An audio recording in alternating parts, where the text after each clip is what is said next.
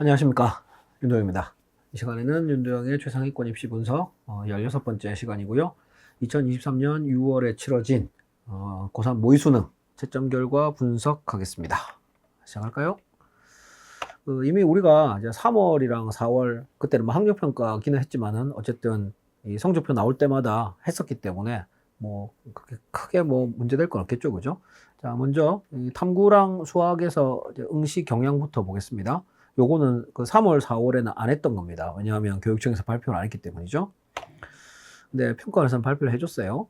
그 옛날에는 이제 문과랑 이과를 구분하는 기준이 수학이었어요. 그러니까 뭐 가형 보면 이과고 나형 보면 문과고 뭐 그랬었죠, 그죠? 그런데 이제 세상이 바뀌었습니다. 탐구에서 뭘 보느냐? 탐구에서 과학을 보면은 이과고, 탐구에서 사회를 보면 문과고 이렇게 바뀌었어요. 자, 그래서 이건 평가원에서 이제 이제 발표한 통계인데요. 일단 보시면은 제일 위에 탐구는 과학을 하고 수학은 이제 미적이나 기하를 한 학생이 16만 8,463명. 그래서 전체 학생 중에 44.8%인데요. 앞으로는 요거를 이과라고 부르겠습니다.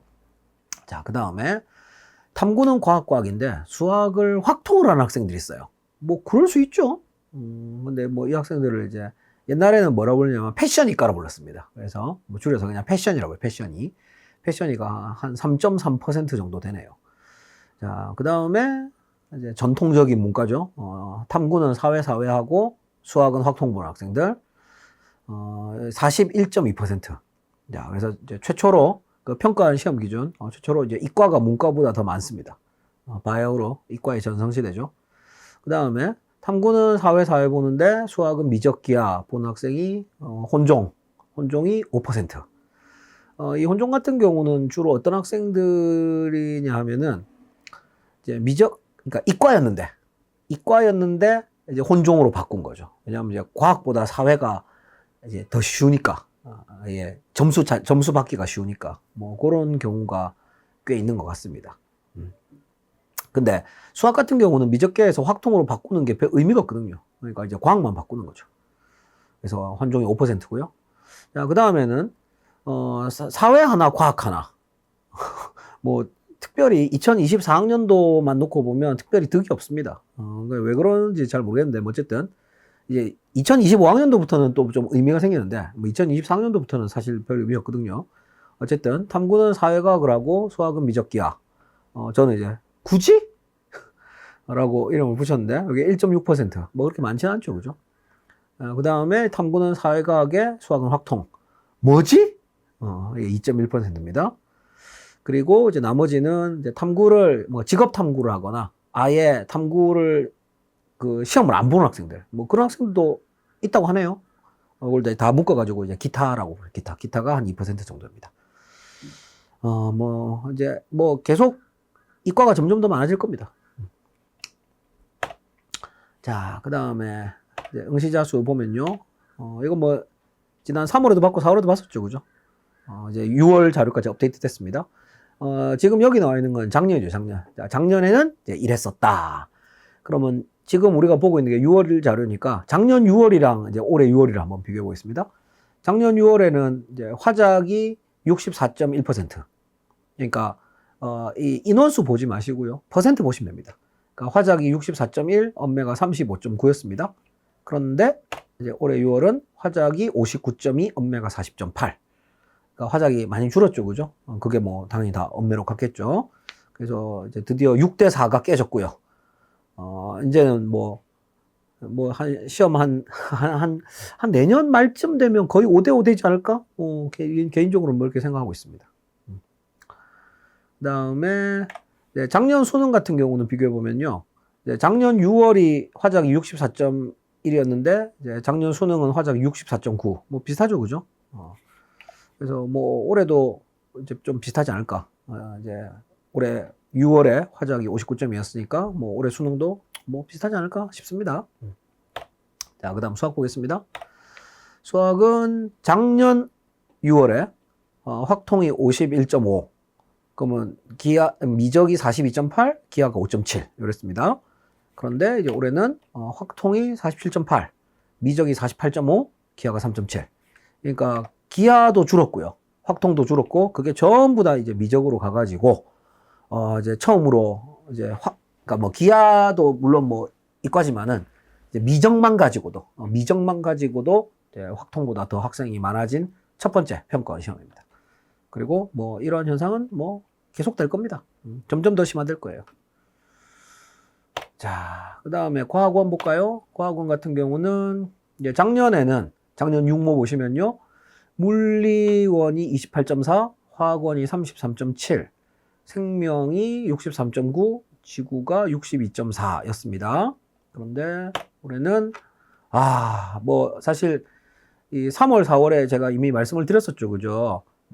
3월에는 그 물원이랑 화원이 거의 똑같았고요. 이제 4월에 역전됐습니다. 그래서 6월에도 역전되겠구나 싶었는데 뭐 아니나 다를까 물리가 29, 화학이 27.1, 생명이 66.3, 지구가 68.4.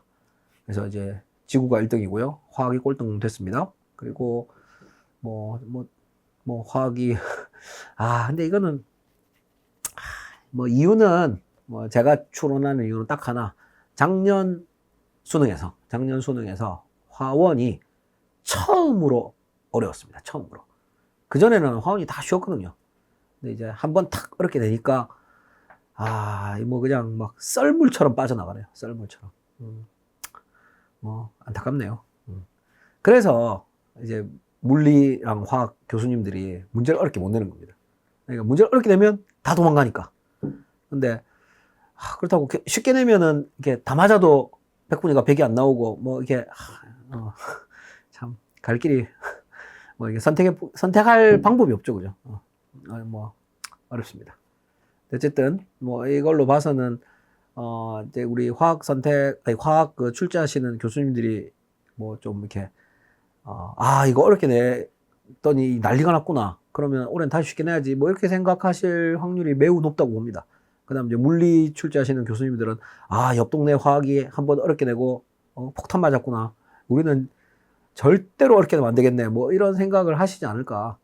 자, 그러면 생지는 교수님들이 그런 생각 안 하시냐? 안 합니다.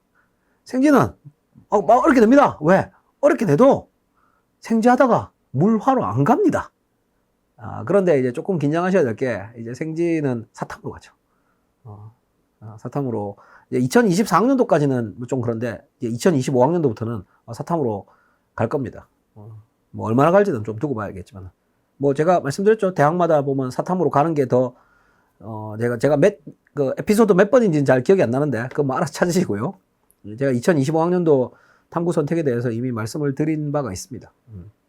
저는 뭐 예를 들어서 뭐 생명과학 제가 생명 강사긴 하지만 뭐 생원이 좋으니까 생원 하세요. 이런 야치들이나 하는 짓을 저는 뭐 그렇게 하지 않습니다. 사탐 가는 게 유리하면 사탐 가야죠, 당연히.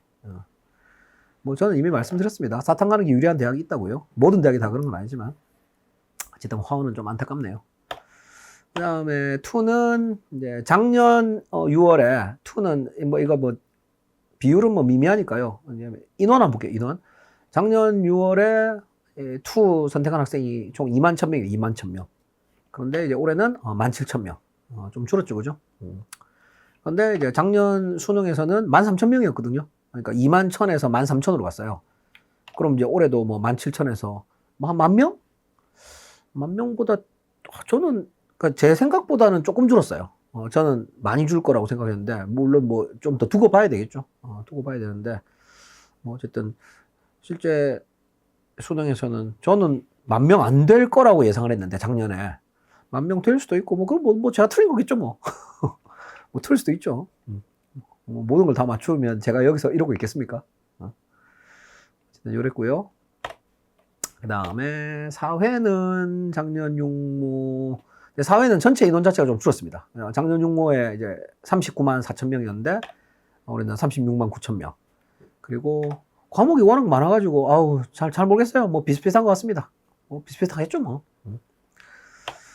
자, 그 다음에 이제 졸업생 얘기해봐야겠죠.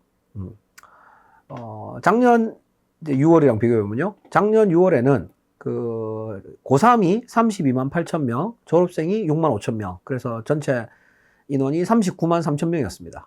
그런데 이제 올해 육모는 고3이 30만 6천. 그러니까 한 2만 2천 명 정도 줄었습니다.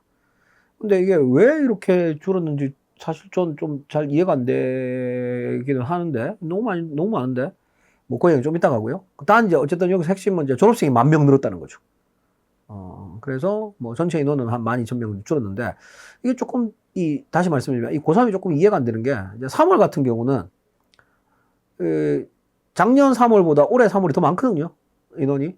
물론 이제 4월은 작년 4월보다 올해 4월이 조금 적긴 하지만, 이제 육모 같은 경우는 너무 22,000명이나 차이가 나니까 너무 차이가 많이 나는 것 같아가지고 이거는 조금 좀 두고 봐야 될 것 같습니다. 이런 적이 잘 없었는데 뭐 어쨌든 고3은 작년 육모보다는 좀 적고요. 졸업생은 많습니다.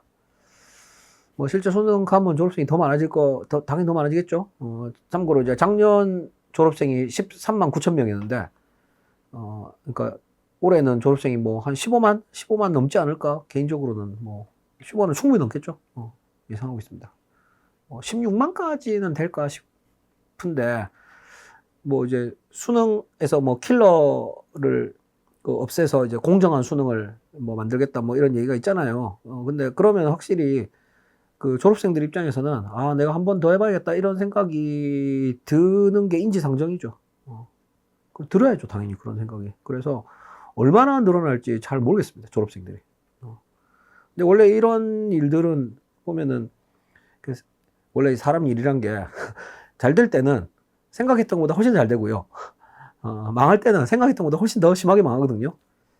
그러니까 이것도 이제 좀 졸업생이 좀 늘겠네 싶으면은 이제 생각보다 훨씬 더 많이 늘 수도 있습니다. 뭐 두고 보죠.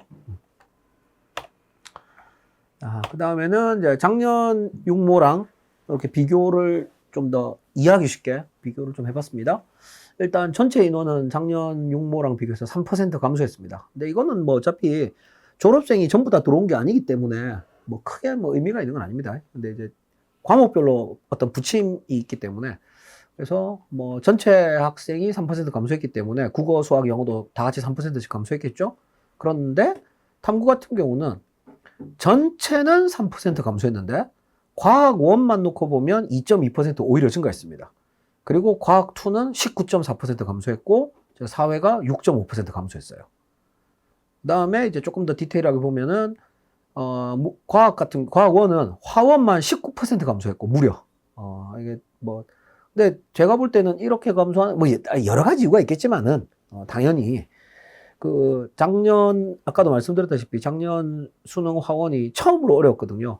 그 영향도 있지 않나 싶습니다. 근데 뭐 그것만 있는 건 아니고요. 왜냐하면은 화원이 쉬웠을 때도 계속 감소했어요. 화원이 쉬웠을 때도 감소했습니다. 뭐 그런 것 때문에 근데 조금 이제 이 감소하는 속도를 더 빠르게 한 거 아니냐 뭐 그런 생각은 들고요. 그다음에 화원에서 이제 물원으로 간 학생들이 좀 있는 거죠. 그리고 이 물원이 증가한 이유는 뭐 제가 볼 때는 딱 하나입니다. 그 서울대에서 서울대 전체 과 중에서 한 3분의 1 정도, 한 3분의 1 정도는 이제 물리랑 화학 중에 하나를 해야 된단 말이에요. 나머지 3분의 2는 뭐 생지해도 상관없는데, 3분의 1 정도의 대학은 생지는 안 된다, 뭐 이런 식으로 했기 때문에, 그럼 이제 물화 중에 하나를 해야 되는데, 화는 너무 무서우니까 뭐 물하고 이런 거 아니겠냐? 개인적으로는 이렇게 생각하고 있습니다. 그 다음에 생은 4.8% 증가했고, 지구는 10.6% 증가했습니다. 그 다음에 과학 같은 경우도, 과학 2는 이제 물 2는 9.3, 화 2는 24.9, 생 2는 20.7, 지 2는 20.5 감소했네요. 그 다음에 사탕 같은 경우는 다 감소인데 유일하게 윤사만 증가했어요. 뭐 나머지는 뭐 다 감소했고요. 특히 이게 동사랑 세사가 감소한 비율이 좀 크네요. 자, 그럼 이제 과목별로 하나씩 보겠습니다. 먼저 국어부터. 국어는 이제 엄매 100점. 엄매 100점이 표준 점수 136이고요. 전국에 1,492명 있습니다. 그 다음에 이제 화작 100점은 표준 점수가 132점 나왔습니다. 그러니까 4점 차이 났네요. 4점 차이. 4점 정도면은 뭐 물론 이제 가장 이상적인 거는 엄매 100이건 화작 100이건 똑같은 표준 점수가 나오는 게 가장 이상적이겠죠. 그런데 뭐 그렇게 만들기가 쉽지가 않습니다. 쉽지가 않고요. 그리고 이건 뭐 왜 이렇게 차이가 나는지에 대해서는 또 제가 이미 앞에서 에피소드 몇 번인지는 기억 안 납니다. 앞에서 이 표준 점수를 결정하는 방법, 그게 국어 수학이랑 탐구랑은 또 완전히 방식이 다른데요. 뭐 찾아보시면 될 겁니다.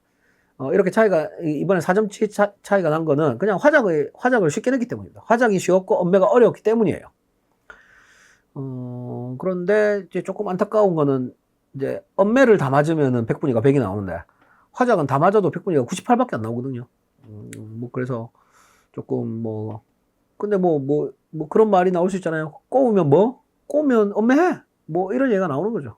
그러니까 이제 화작을 다 맞았는 학생들, 물론 여기서 오해하시면 안 되는 게 화작 100이 2968 이게 아니고요. 여기는 이제 화작을 다 맞은 학생이랑 이제 엄매를 좀 틀린 학생이 섞여 있는 겁니다.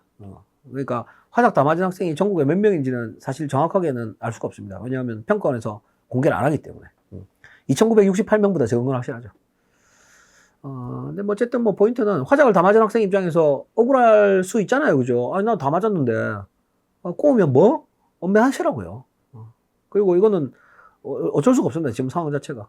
그리고 뭐 제가 지난번에도 말씀드렸지만, 이게 이미 이 가속도가 붙기 시작했기 때문에 계속 화작은 계속 줄고 엄매는 계속 늘어날 겁니다.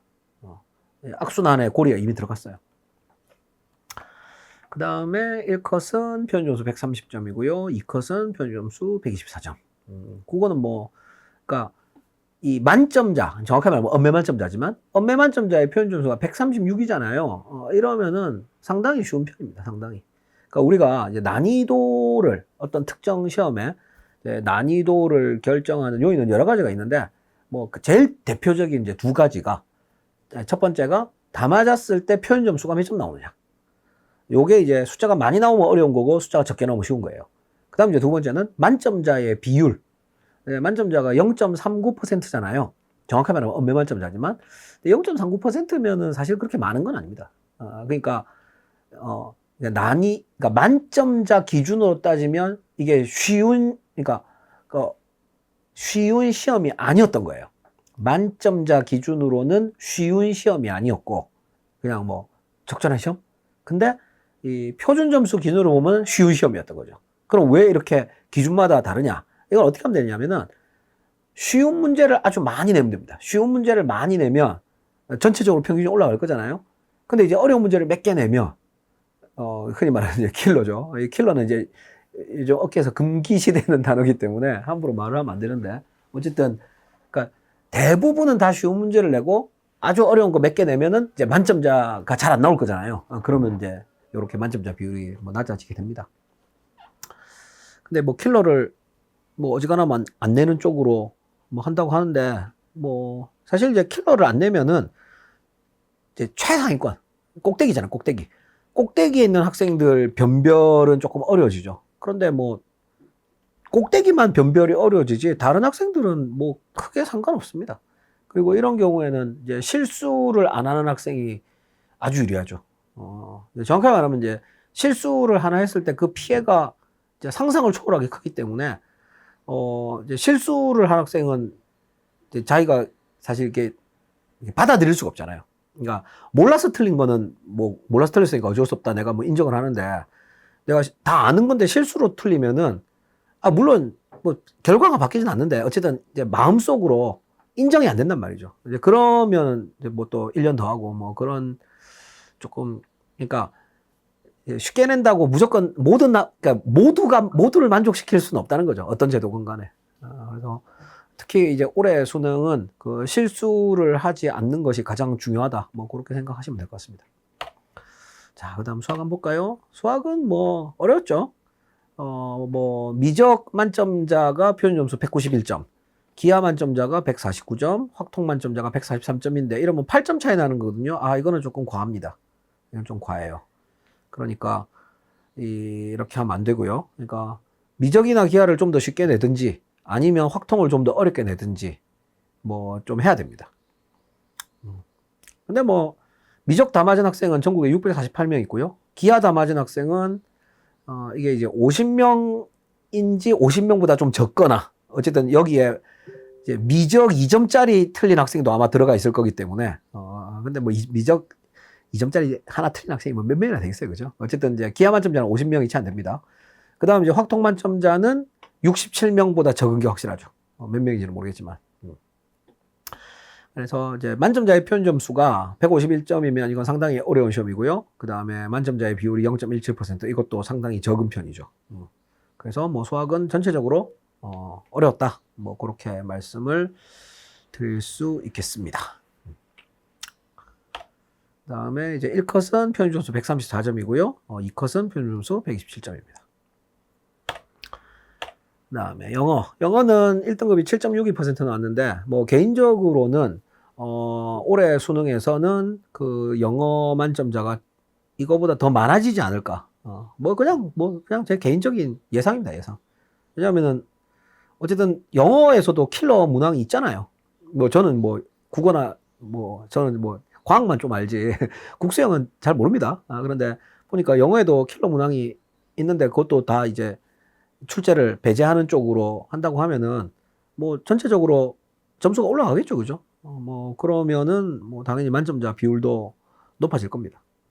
뭐 저는 개인적으로 한 10% 정도 봅니다. 10%. 그럼 이제 영어가 만점자 비율이 높아지면 어떤 일이 벌어지냐면 이제 수시에서 최저 학력 기준 맞추기가 되게 이제 쉬워지죠, 학생들이. 뭐 다른 건 어차피 다 상대평가잖아요. 그러면은 쉬워지나 어려워지나 어차피 1등급은 4%란 말이에요. 어차피. 근데 영어 같은 경우는 쉬워지면 1등급이 확 늘어나고 어려워지면 1등급이 확 줄어들죠, 그죠? 그래서 사실 이제 수시에서 최저 학력 기준을 이제 얼마나 잘 맞추냐는 딱 하나, 제일 영향을 많이 주는 게 영어입니다. 영어 난이도. 근데 뭐 저는 뭐 어쨌든 개인적으로는 뭐 영어 한 10% 정도 봅니다. 자, 그다음에 물리원. 이번 시험 같은 경우는 과학이 전체적으로 다 쉽게 나왔습니다. 전체적으로. 근데 과학만 뿐만 아니라 탐구도, 그러니까 사회과학 전부 다 작년 수능이랑 비교하면 말도 안 되게 쉽게 나왔습니다. 이건 뭘 보면 되냐면 만점자 비율 보면 됩니다. 만점자 비율. 물리원 같은 경우는 만점자가 1.92%. 그래서 다 맞아도 100분위가 100이 안 나오죠. 99 나왔습니다. 그 다음에 1컷. 그렇죠. 1컷이 몇 점이냐도 난이도를 가늠하는 기준이 돼요. 이거는 1컷이 47점이었습니다. 1컷이 47이면 쉬운 거죠. 왜냐면 3점짜리 하나 틀리면 1컷이니까. 그러니까 2개 틀리면 무조건 2등급이고. 그래서 물은 이 정도였고요. 화원도 다 맞은 학생이 1.23%. 그래서 100분위는 만점자 100분위는 99. 단 여기서는 이제 1컷은 45점. 이러면 뭐 적절하죠. 적절합니다. 그러니까 제가 뭐 저는 이제 과학은 좀 아니까요. 다른 건 잘 모르도. 이제 과학 같은 경우는 이제 적절한 난이도가 두 가지 정도가 있습니다. 첫 번째, 만점자가 1%보다 적어야 된다. 그러니까 한 0.5에서 1 사이. 왜냐하면 이래야만 이제 다 맞았을 때 100분위가 100이 나와요. 이게 만점자가 1%를 딱 넘어가는 순간 지금 이 화원도 그렇잖아요. 다 맞아도 100분위가 99가 안 나옵니다. 이러면 좀 곤란하고요. 그 다음 이제 두 번째가 이제 1컷은 뭐 한 2개 틀리는 거 정도? 그러면 이제 뭐 45나 44나 뭐 그 정도 선. 그래서 물원 같은 경우는 만점자 비율이 조금 많긴 한데 뭐 1컷이 45라는 측면에서는 괜찮은 것 같습니다. 화원이죠, 화원. 죄송합니다. 자, 그 다음 생원. 생원 최악이죠. 일단 만점자가 5%가 넘고요. 그 다음에 1컷이 이제 50점입니다. 1컷이 50점. 뭐 쉽게 내는 건 좋은데 뭐 너무 쉬웠죠, 너무. 인간적으로. 너무 쉬웠습니다, 너무. 그러면 다 맞아도 100분위가 97입니다. 실제로 97이에요. 그럼 이 말은 깎입니다, 점수가. 그래서 조금 너무 쉬운 것 같고, 뭐, 실제 수능에서 뭐 이렇게 쉽게 나오게 하겠어요. 뭐. 그래도 어쨌든 전체적으로 킬러를 없앤다고 하는데, 생원, 그죠. 이번 육모 생원은 킬러가 없었죠. 그 다음에 지원도 만점자가 1% 넘어가고요. 1컷이 47이니까, 조금 그렇네요. 뭐, 쉬웠습니다, 전체적으로. 그 다음에 투 과목인데, 이 투 과목 같은 경우는 제가 4월에도 말씀을 드렸습니다만은, 이제 육모가 나왔으니까 언제 한번 따로, 이제 오늘 말고, 따로, 이제 투 과목 선택이란 게 투 과목을 선택하는 게 어떻겠느냐, 이런 여러 가지 얘기들이 돌고 있다는 거 저도 잘 알고 있습니다. 근데 제가 워낙 바빠가지고, 사실 이거는 그냥 하는 거잖아요. 취미 생활이라고 하긴 좀 그렇고, 영업 활동이긴 한데 아무리 영업을 잘해도 본업이 더 중요하지 않습니까? 그래서 제가 좀 바빠서 어쨌든 이 투 과목에 대해서는 제가 언제라고 딱 확답은 못 드리지만은 시간이 좀 되면은 시간이 허락할 때 한번 만들어 보도록 하겠습니다. 근데 2는 뭐 어차피 인원이 쭉쭉쭉 빠질 거기 때문에 별로 분석이 의미가 없습니다. 뭐 물투 같은 경우는 1컷이 40점이었고요. 2컷이 27점이었습니다. 원점수 기준으로. 화투는 1컷이 35, 2컷이 25. 50점 만점에 25면은 딱 절반이잖아요. 그러니까 화투는 딱 반 맞추면 2등급이에요, 2등급. 물론 이제 현실 세계에서 실제 소나에서 이런 일은 절대로 일어나지 않습니다. 절대로. 그 다음에 생투는 1컷이 37, 2컷이 25. 화투랑 뭐 비슷하네요. 그 다음에 G2는 1컷이 29, 2컷이 21입니다. 21.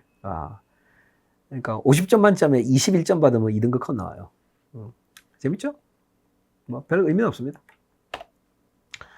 그 다음에 사탐은 뭐 쭉 한번 그냥 좀 빨리 보겠습니다. 네, 생류는 뭐 이 만점자가 0.24%니까 상당히 어려웠고요. 1컷 43. 생륜만 어렵게 나왔고 나머지는 다 쉽게 나왔어요. 윤사는 뭐 만점자 2.19%, 1컷 47. 한지는 만점자 1.62%, 1컷 46. 세진은 만점자 3.97%, 1컷 47. 그 다음에 동사는 만점자 2.14%, 1컷 48.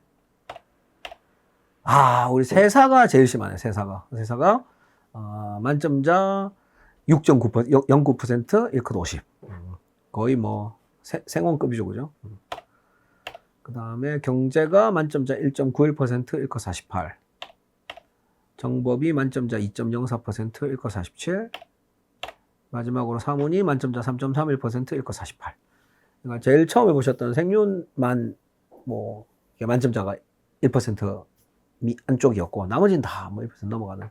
그래서 전체적으로는 아까 뭐 과학 2는 어차피 뭐 이 모집단 자체에 좀 문제가 있는 거기 때문에 열애를 하고요. 과학 1이랑 사회는 전부 다 매우 쉽게 출제가 되었다.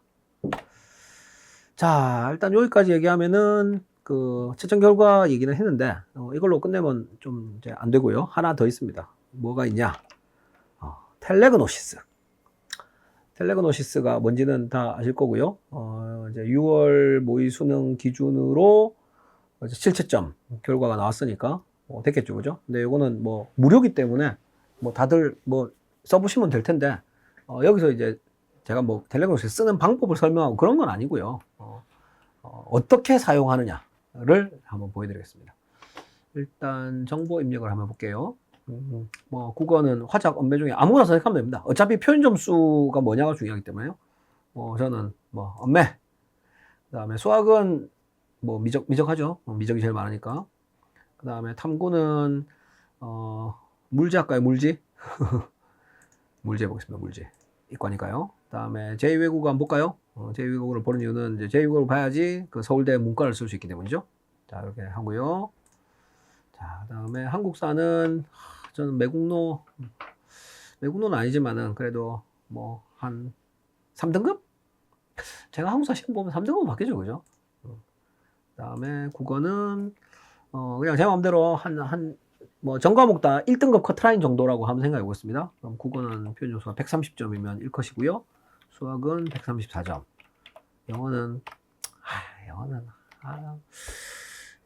한 2등급 써볼까? 2등급? 그 다음에 물어는 67, 지원은 68. 제2외국어? 독일어, 제가 독일 선택했나 보네요. 이것도 뭐 저 고등학교 때 독일어 했었습니다. 근데 지금 기억나는 건, 뭐, 데어 데스템덴, 디데어 데어 디 다스 데스템자스. 그거는 기억나요. 그러면 한 7등급? 7등급. 그 다음에 서울대 내신은 그냥 뭐 비비하고요. 고려대 내신은, 이거는 이제 고려대 교과 전형, 이번 2024학년도부터 생겼는데, 그냥 전과목 내신 평균 내면 됩니다. 뭐, 저는 정시 파이터라서 내신은 별로 안 좋은데, 뭐 할까요? 한 5등급 할까? 5등급 좀 나와. 하여튼 4등급. 4.00. 자, 보겠습니다. 좋아요. 자, 그러면 이제 열심히 계산을 해주겠죠? 우리 텔레노시스가. 계산하는데 좀 시간이 걸리죠? 두구두구두구두구두구두구. 두구두구두구두구두구. 사람이 많이 몰리면은 시간이 더 많이 걸립니다. 뜨그뜨그뜨그뜨그뜨그. 이거 너무 오래 걸리네. 자, 나왔습니다. 일단 뭐, 이제 의대부터 뭐 순서대로 보면요. 뭐, 의대는 전부 다 1%네요. 사실은 뭐, 0%인데, 세상에 이제 100%는 없거든요. 제가 뭐 아주 오래 살지는 않았지만, 그래도 50년 가까이 살면서 깨달은 게 있습니다. 얻은 교훈. 100%는 없다. 그러면 0%는 없다는 얘기죠. 그래서 이제 최대값은 99고, 우리 텔레그로시스는 최소값은 1입니다. 근데 뭐, 여기 전북대 의회 지역 10% 나오네요. 단, 저는 이제 전북대 지역 인재를 쓸 수가 없습니다. 치대 한번 볼까요? 치대는, 원광대는 이제 불가. 이제 원광대는 그 확통사탄만 받습니다. 그러면 당연히 쓸 수가 없겠죠, 그죠? 그 다음 전북대 치대 거는 46%. 역시 쓸 수가 없죠. 전북대가 왜 이렇게 잘 나오는지는 뭐 이미 지난번에 말씀드렸으니까 또 생략하겠습니다. 한의대 한번 볼까요? 한의대? 한의대는 이제 불가가 일단 4개가 뜨고요. 불가 4개 뜨고, 뭐 되는 데 없네요. 다음에 약대. 약대는 이제 불가는 하나도 안 뜨는데, 이제 조금 퍼센트가 나옵니다. 뭐 29, 30, 그 정도? 그 정도? 뜨네요. 물론 1% 이런 애들도 있지만은. 수위는, 뭐 충남대랑 전북대가 좀 잘 뜨는데, 한 24 정도? 뭐 그렇죠. 그러면 또 누가 물어봐요. 선생님, 수의대는 제주대가 제일 낮은 걸로 알고 있는데 왜 제주대는 9%밖에 안 뜨나요? 이게 표준 점수 보는 대학이 있고 100분위 보는 대학이 있죠. 그래서 그런 겁니다. 뭐 이렇게 말해도 이해를 못 하겠으면 그냥 마음대로 생각하고 사십시오. 다 이유가 있는 겁니다. 네가 모른다고 이유가 없는 건 아니죠. 그 다음에 서울대 한번 볼까요? 드디어 붙을 만한 데가 뜹니다. 서울대. 뭐 역사교육과 51%. 인류학과 지역교정. 이거는 교장선생님 추천받아야 됩니다. 그래서 저는 안 되고요. 물교, 생교, 식생, 식동생, 조경, 화교, 산림. 이건 다 이과고요. 근데 문과는 왜 이렇게 또 잘 안 떠? 내가 그 제2외국어를 망해서 그런가? 그죠? 제2외국어에서 감점 당하거든요. 그래서 어쨌든 뭐 그렇네요. 간당간답니다. 그 다음에 이제 연세대는 좀 괜찮아요. 연세대는 이제 파란색, 드디어 파란색이 보여요. 파란색. 파란색 보이죠, 그죠? 군데군데 있습니다. 다음에 뭐 문과도 군데군데 있고요. 근데 이것도 이상한 게, 선생님 문과가 더 낫다면서요. 그렇죠, 문과 낫죠. 그런데 왜 여기는 이과가 잘 나오고 문과가 숫자가 잘 안 나와요? 이 파란색 보니까 다 이과인데요. 그렇죠. 이유가 뭘까요? 문과랑 이과랑 연세대 같은 경우는 반영 비율이 다릅니다. 그러니까 서울대 같은 경우는 문과랑 이과랑 반영 비율이 똑같아요. 국, 수, 영, 탐. 근데 연세대는 문과랑 이과랑 반영 비율 자체가 다릅니다. 세상 모든 일에는 이유가 있다고요. 이유가. 네가 모른다고 이유가 없는 게 아니라고. 그 다음에 근데 이제 연세대가 뭐 연세대는 요 정도고요. 고려대는 아마 잘 뜰 거예요. 왜? 제가 영어가 아까 제가 2등급 넣었잖아요. 연세대가 영어를 많이 깎아요. 고려대가 영어를 조금 깎고. 그래서 고려대는 뭐 다 막 99% 이랬죠. 고려대 문과는 다 99%. 그 다음에 교과는 이제 내신을 제가 아까 몇 등급 넣었죠? 4등급 넣었죠. 그러니까 내신 4등급이 교과를 쓸 이유가 없잖아요. 그죠? 그러니까 퍼센트가 똑같은 데라도 안 나옵니다. 예를 들면 뭐 경영대학 일반은, 그러니까 내신 안 보는 거는 76% 나오는데 경영대학 교과는 48% 나오죠. 여기서 이제 절대로 오해하시면 안 되는 게, 연대는 파란색이 몇 개 없었는데 고대는 왜 이렇게 파란색이 많아? 그러면 연대가 높고 고대가 낮은 거네? 그거는 네가 무식해서 그런 거고요. 제가 말씀드렸잖아요. 영어 때문에 그렇다. 영어 때문에. 만약 영어를 1로 탁 바꾸잖아요? 그러면은 연대랑 고대랑 파란색이 비슷하게 나올 겁니다. 그 다음에 뭐 고대 이과는 잘 안 나오네요. 고대 문과는 잘 나오고. 그 다음에 서강대?